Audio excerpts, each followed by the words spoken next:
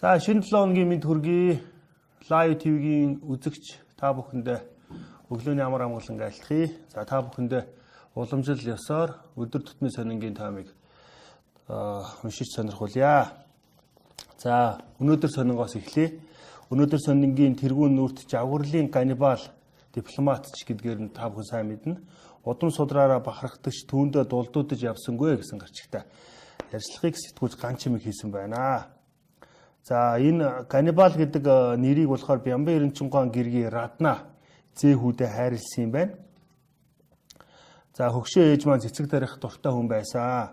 Бямбан гариг бүр бид нар хөгшөө аавынд очиж бүжгэндэг байсан. Гэрээр дүүрэн сонин содон ном байдаг. Тэгээд тэднээс нь бид нар ингээ уншдаг байсан. Хөгшөө аав бидэнтэй тоглох их дуртай.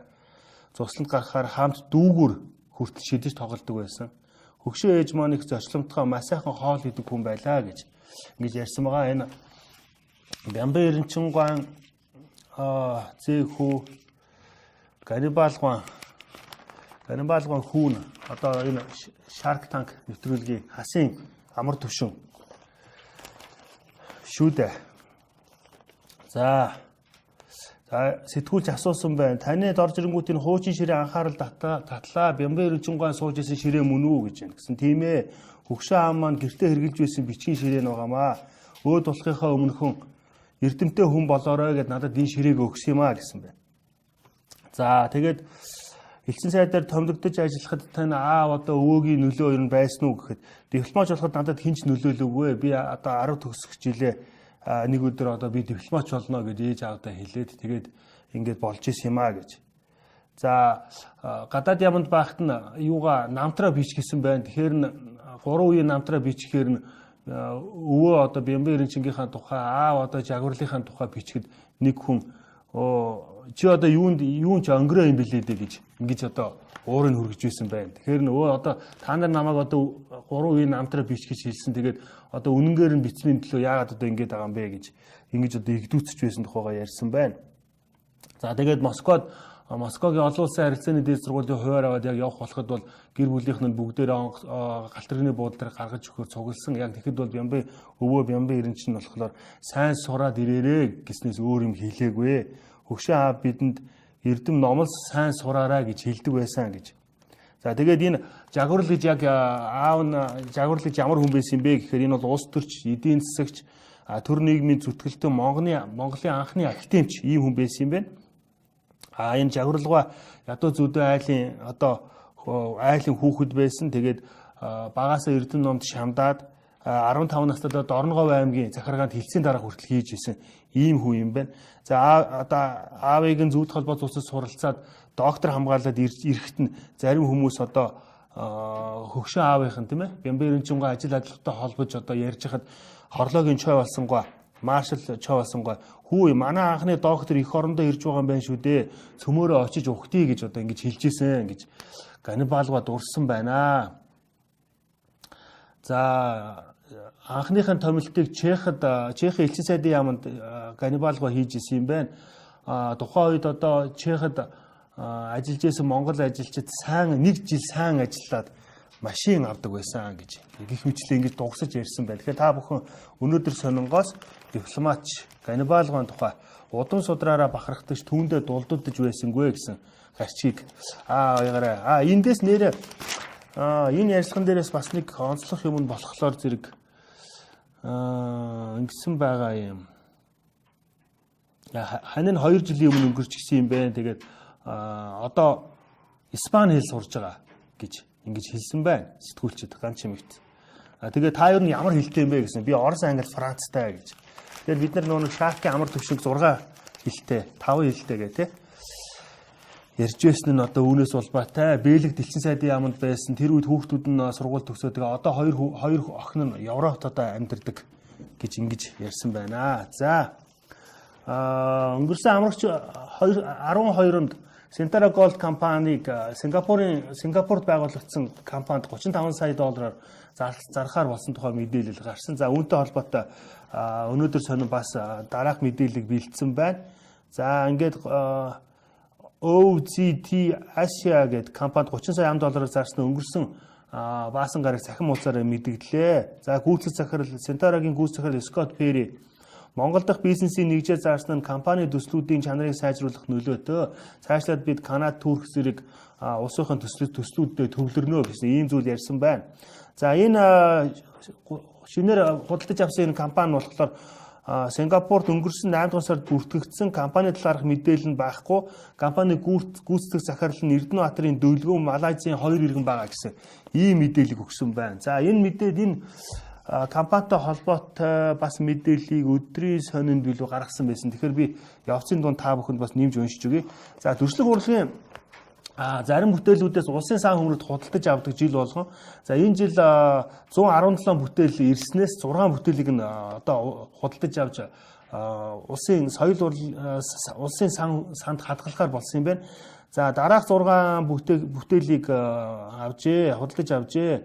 Зургийн мастер, Монгол зургийн мастер од хоёрын хүлгүү хаан, Нурмажавын цагийн хүрдэн, мөн зураач Баттүрийн хар цас, Ганбатын их, Болдбаатарын Парисын бороотой намар зэрэг 5 уран зураг, Даваа самбуугийн тал нутгийн мординга уран баримлыг энэ зургааг худалдаж авсан юм байна. Улсын санд худалдаж авсан гэж. За Яс Одбаатар Мят төсөв зарлаа танах чиглэлээр ажиллах юм билээ гэж. Яг хөө энэ чуулганы мэдээлэл бол хилцүүлгийн Мяттай холбоотой хилцүүлгийн мэдээлэл бүх өдөр тутмын сонингуудаар гарсан байлээ. За ерөнхийдөө бол яагаад Мятын үн өндөр байгаа юм бэ гэхээр 27% нь бол шатхуунтай холбоотой гэсэн ийм мэдээлэл ярьсан байна лээ. За тэгэхээр та бүхэн бас үнийг бас дэлгэрүүлээд үзээрэй. Ерөнхийдөө бол яг хоо шинэ ажил авсан сайд маань Мятын тасалбарыг бууруулах чиглэлээр ажиллана гэсэн ийм зүйл ярьсан. За нэгдүгээр сургууль болон Кембрижийн сургуульттай эхлэл тийм ээ. Монгол ямар эхлэл вэ? Сургуулийн шинэ эхлэл сургуулийн захирлуудыг ажиллагаа тэмцэх газраас цагдаа хорьсон авилга авч явахдаа цагдаа барьж одоо хорьсон тухай өнгөрсөн 7 хоногт мэдээлсэн. За шинэ эхлэл сургуулийн захирлыг бол юу яасан юм бэ? Цаашд үргэлжлүүлж хорих шаардлагагүй гэд гадуур одоо байцааж байгаа юм байна. За ерөнхийдөө энэ ардын сургуулиуд авилгын үүр болох учиргүй гэд сэтгүүл сувдын үйл явдлын мөрөөр бичсэн энэхүү нийтлэлээр хид хідэн зүйлийг ярьсан байгаамаа. За ерөнхийдөө бол яагаад ер нь энэ ийм асуудал үүсэж байгаа юм бэ? Ер нь одоо энэ дунд сургуулиудад авилга өгч одоо хүүхдээ сургуульд оруулдаг талаар ер нь яг үний юм уу, бодиттой юм уу гэд зарим одоо жишээнүүдийг ингэж авсан байна. За 84-р сургуулийн захирал Маркстай холбоотой мэдээллийг цахим орчинд мэдээлсэн юм байна. Нэг хандив анги гэж нээсэн олон жил авж байгаа сургалтын менежер нь бүх ажлыг нь гардаж гүйцэтгэдэг. 1 саяас дээш төгрөг авдаг. 84-р сургуулийг шалгаарай. 84-р сургуулийн 1-ээс 3 сая төгрөг авдаг гэсэн ийм одоо зүйл ярьсан байна. За үүнийг болохоор одоо эцэг эхийн яриагаар баримтжуулсан байна сэтгүүлч сувд. За ингээд нэг эцэг их нэг ээж ярьсан байна. Би одоо нийтдээ 800 гаруй мянган төгрөг өгж иж эхлээд хүүхдээ 200 мянгаар оруулсан юм байна. Дараа нь гайгүй багштай ангид оруулахын тулд нэмж ингэж мөнгө өгж явсараад нийтдээ 800 мянган төгрөгийн авилга өгсөө. Сургалтын менежер нь тэр бүхнийг найруулдаг бололтой юм байлээ. Ангид ямар хүүхэд ирсхийг бол ангийн багш бол мэддэггүй гэсэн ийм зүйл ярьсан байна. За дараагийн одоо сургуулийн сонгоо архин дүүргийн нэгдүгээр хороол байдаг ирээдүй цогцлбор гэдэг. Ирээдүй цогцлборын захирал цагаан цоож гэдэг хүн болохоор жинхэнэ авилгач юм байгаамаа. За ерөөсөө дандаа мөнгө авдаг, сүлжээтэй, үүнийг шалгах хэрэгтэй гэсэн ийм зүйл ярьсан юм байна. За ингээ эцэг эхээс нь толтруулахад бол манай сургуульд ийм тохиолдол зөндөө байдаг юм аа. Харьяалын бус хүүхэд 2 дугаар ангид ирсүүлэхэд 500-аас 800 мянган төгрөгийн одоо авилгатай байдаг. Энэ мөнгийг нь менежер юм уу захирал нь аваад бичгээр энэ тэрийг нь засаж оруулдаг юм байла. Оруулдаг. Ерөнхийдөө нийлээ хавтгаарсан үзэгдэл гэж ярьсан байх юм. За 5 дугаар сургуулийн 9-10 дугаар ангид 5 саяар хүүхэд оруулсан гэсэн ийм зүйлийг бас их сурвалж ярьсан байна. За 23 дугаар сургуулийн ханш ерөнхийдөө 5 сая байдаг гэсэн ийм зүйл ярьсан байх юм. За 1-р ангид хүүхэд илсүүлэхэд 6-аас 10 сая гэх юм.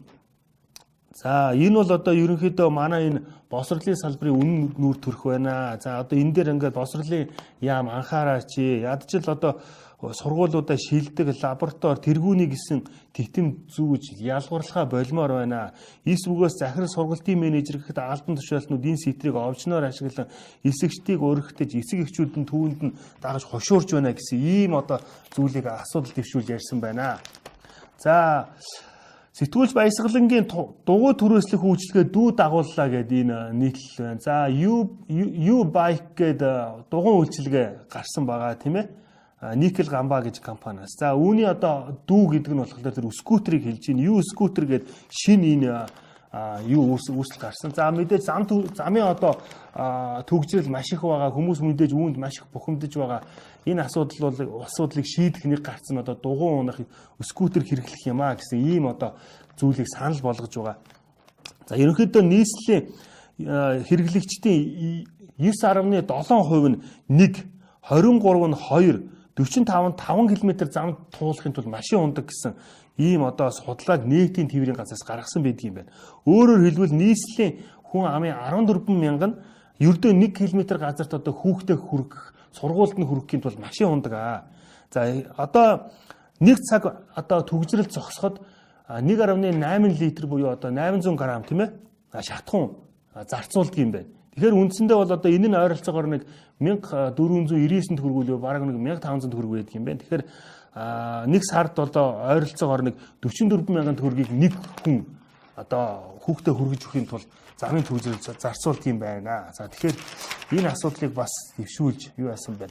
За өнгөрөөч амралтын өдрүүдээр гоёо компанидэр туслан гүйцэтгэж хийжсэн одоо компани те 17 хүн үл мэдэгдэх хийнд хордож нэг одоо 35 настай зарим нь 38 гэж ярьж байгаа хийнд хордож эмнэлгийн тусламж авалгүй нас барсан юм харамсалтай яриг гарсан. За тэгэхээр энэ компани тухай одоо сэтгүүлч Аравжаа дараах мэдээлэл бэлдсэн байна.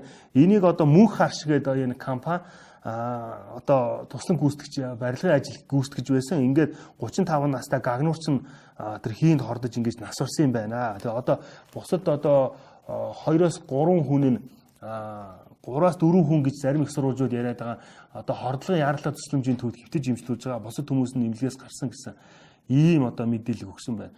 За амтээвэр хөгжлийн яам дээр гарсан хүн амны хэрэгтэй холбогдуулан махуулаас гадна одоо бас нэг хүнийг төмөр замын далаа тээврийн бодлого хэрэгжилтийн зохицуулах газрын мэрэгжилтэн ил гэдэг хүнийг одоо ялагдагчаар татан шалгаж байгаа тухай юу бас мэдээлсэн байна.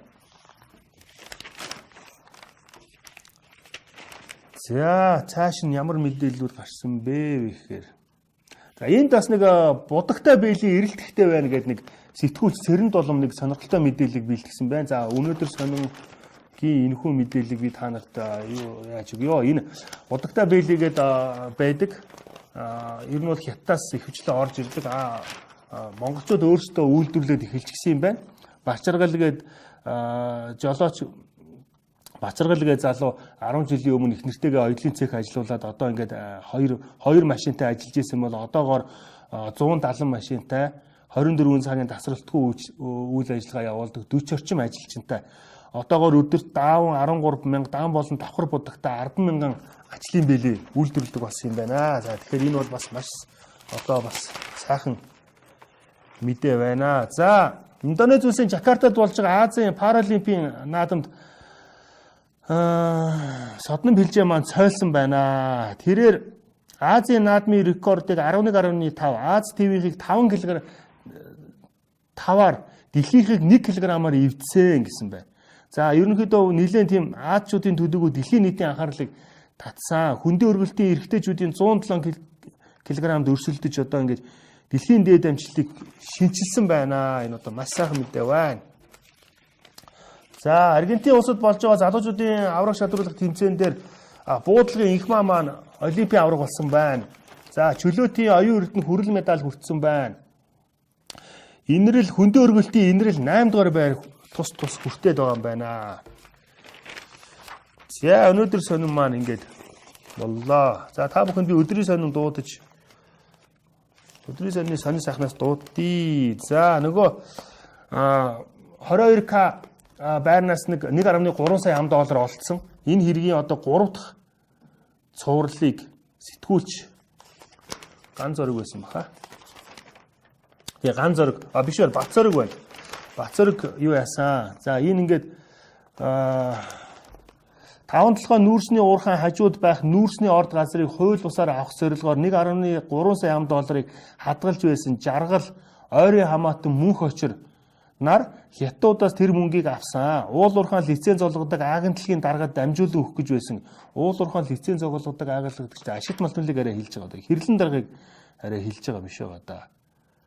Агентлагийн даргаад уул уурхайн лиценз олгодог агентлагийн даргаад дамжуулан өгөх гэж байсан тодорхой болсон гэж. Улсын хурлын 2 гишүүн үүнд хамаатай гэсэн ийм одоо зүйл одоогийн мөрдөн байцаалтын явцанд тодроод байгаа юм байна. За ерөнхий сайд асан Бямсрын Тэнгэрийн цаг номын англи хэл дээрх хувилбарын талаар тэгээд ер нь ерөнхийлөгч асан Очир Батбаатаа ерөнхийдөө ямар юу яасан бэ гэдэг ярьцлага өгсөн байна. За нийгмийн хамгаалал хөтөлбөрийн сайд чин зөргийн ярьцлага эдийн засгийн өсөлтийн үр шимийг ард түмнийхээ бодит орлогыг нэмэгдүүлэхэд чиглэнэ гэсэн ийм зүйл томоохон хэмжээний ярьцлага өгсөн байна. Хоёр мөнх цэцэг, сэтгүүл мөнх цэцэг авсан байна. За үүнтэй хамгийн анхаарал татсан асуудал нь эмсүүтийн асуудал байгаа.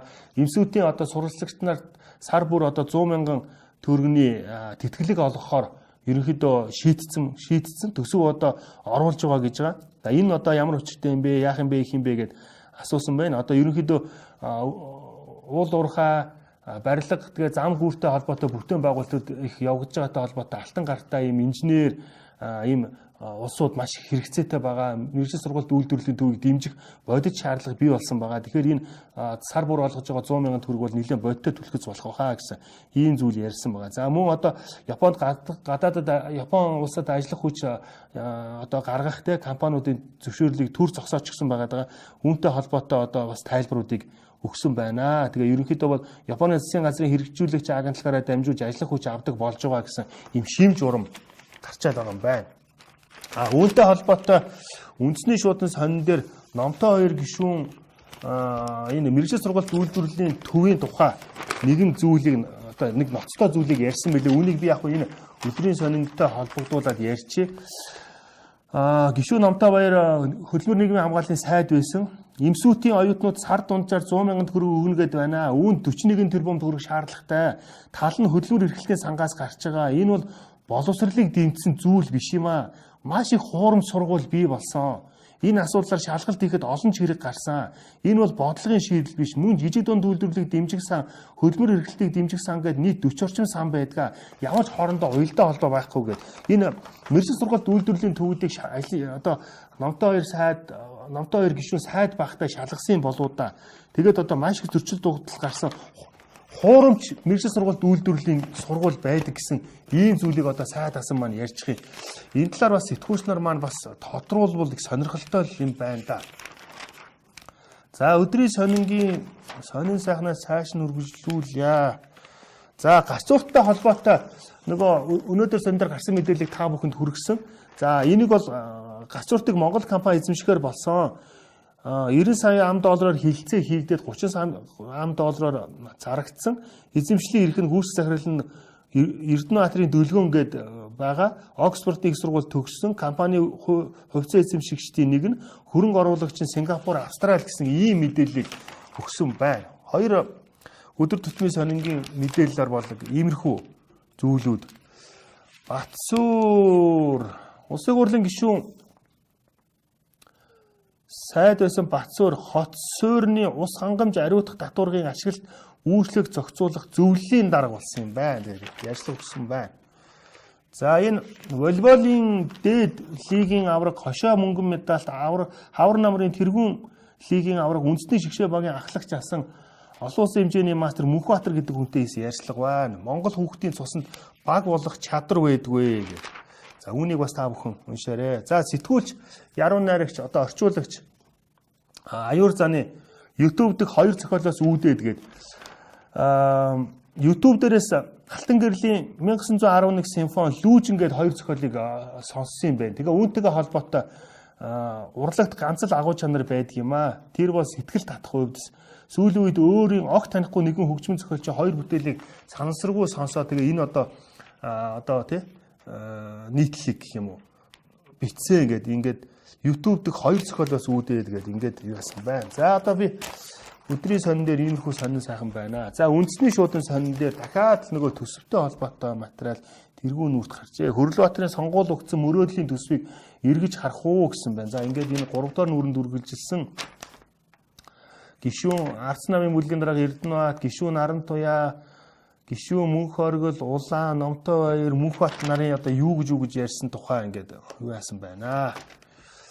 За өдрөөс үндэсний шуудангийн орлогч эрхлэгч отгон жаргалын аз жаргалын дууч гээд Монгол Улсын соёлын гавьяа зүтгэлтэн товгийн насан буянтай хийсэн маш сайхан дурсамж одоо ийм хөрөг нийтлэл байна. За одоо насан соёлын гавьяа зүтгэлтэн насан буянгуан одоо сансрын нисгчийн дуу гээд маш одоо алдартай дуу байдаг.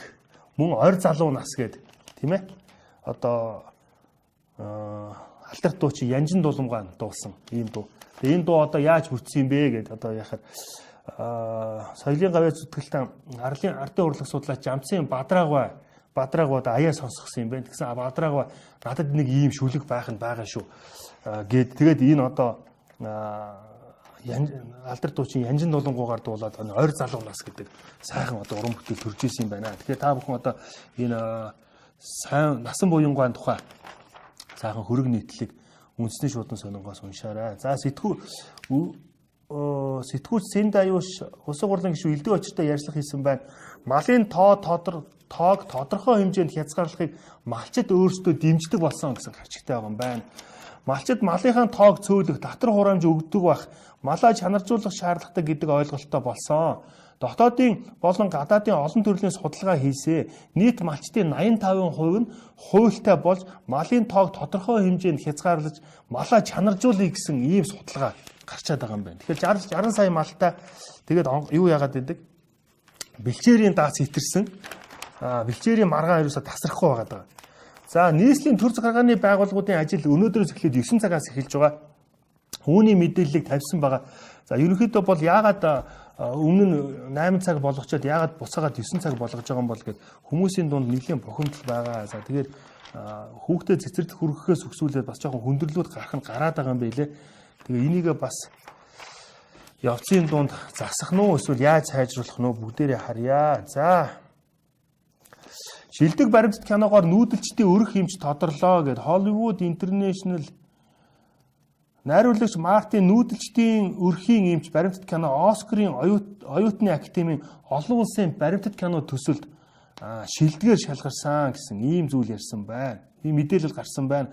Оюутны академийн шагнал хүртэх 19 ялагчийг тодруулсан. Тэгээ Мартин Их Британий Хертфордширийн их сургуулийн кино телевизийн урлагаар магистр төгссөн, мастер төгссөн.